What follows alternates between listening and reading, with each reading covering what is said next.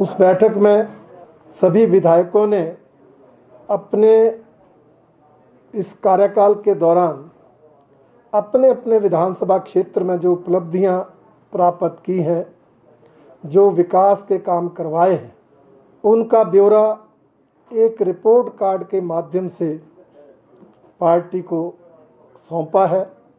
और उसी के साथ आने वाले समय में अगर उनके विधानसभा क्षेत्र में कोई कमी है तो उसकी जानकारी भी दी गई है, ताकि सरकार के माध्यम से उसको पूरा किया जा सके, ताकि पार्टी पूरी शक्ति के साथ आने वाले चुनाव में जो है वो भाग ले सके।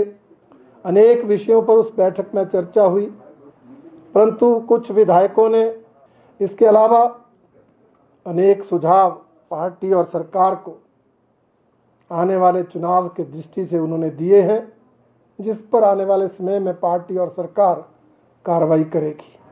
आप सब जानते हैं, हमारे 17 प्रकोष्ठ पार्टी के काम करते हैं। उनके प्रदेश संयोजकों से पूरी विस्तृत जानकारी ली गई और तय किया गया कि वो जल्दी ही मंडल स्तर तक अपने अपने प्रकोष्ठ की कमेटियों का गठन पूरा करेंगे और उनके जिन वर्गों को वो रिप्रेजेंट करते हैं, उन वर्गों की समस्याएं लिखित रूप से सरकार के ध्यान में लाएंगे, ताकि उनका समाधान आने वाले समय में सरकार करे। मार्गदर्शन प्राप्त हुआ है।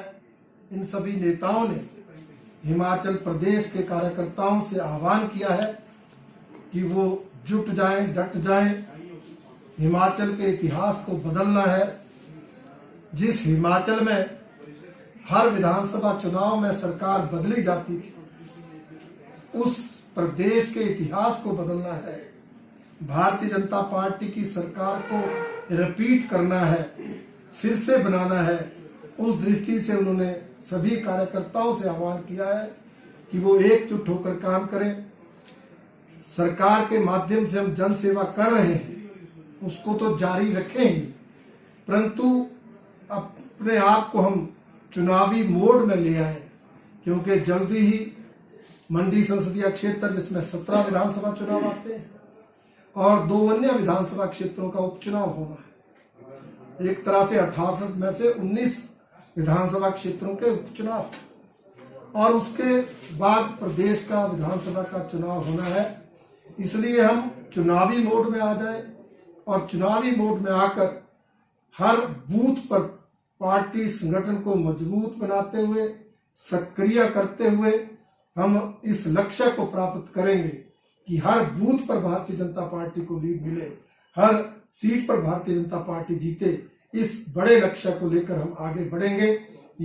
इस बातों को लेकर हमारे प्रभारियों ने हम सबका मार्गदर्शन किया है और निश्चित रूप से हमारा ये 3 दिन की बैठकों का दौर भारतीय जनता पार्टी के कार्यकर्ताओं में एक नए उत्साह, एक नए जोश का संचार पैदा करेगा और निश्चित रूप से उस उत्साह के बल पर हम आने वाले जो हमारे लक्ष्य है कि उपचुनाव और विधानसभा चुनाव में भारतीय जनता पार्टी को जिताना है, उस लक्ष्य को प्राप्त करेंगे। जैसे मैंने कहा, कोई सुझाव भी इन बैठकों में लिए जाते हैं और अनेक कार्यकर्ताओं द्वारा ये चिंता प्रकट की गई है और जो प्रदेश सरकार इस महंगाई को, बढ़ती हुई कीमतों को काबू करने के लिए कर सकती है, उसको करने का आश्वासन माननीय मुख्यमंत्री जी ने दिया है।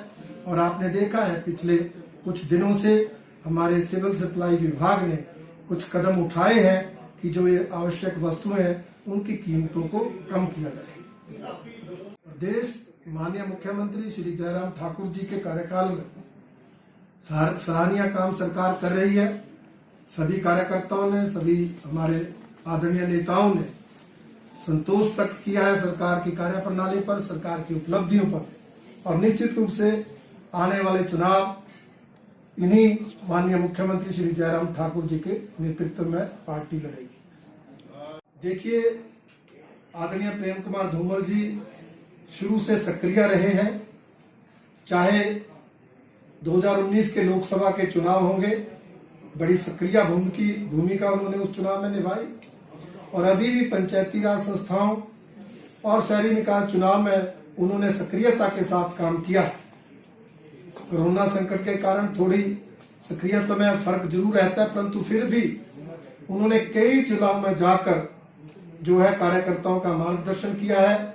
हमारे फरवरी महीने में प्रशिक्षण शिविर लगे थे, अनेक जिलों के प्रशिक्षण शिविरों में, यहाँ तक कि मंडलों के प्रशिक्षण शिविरों में भी आदरणीय प्रेम कुमार धूमल जी गए। बड़ी सक्रियता उनकी रहती है, पहले भी रही है, आगे भी रहेगी। चाहे उपचुनाव होंगे, चाहे आने वाले विधानसभा चुनाव होंगे, सभी नेता सक्रियता के साथ पार्टी के लिए काम करें।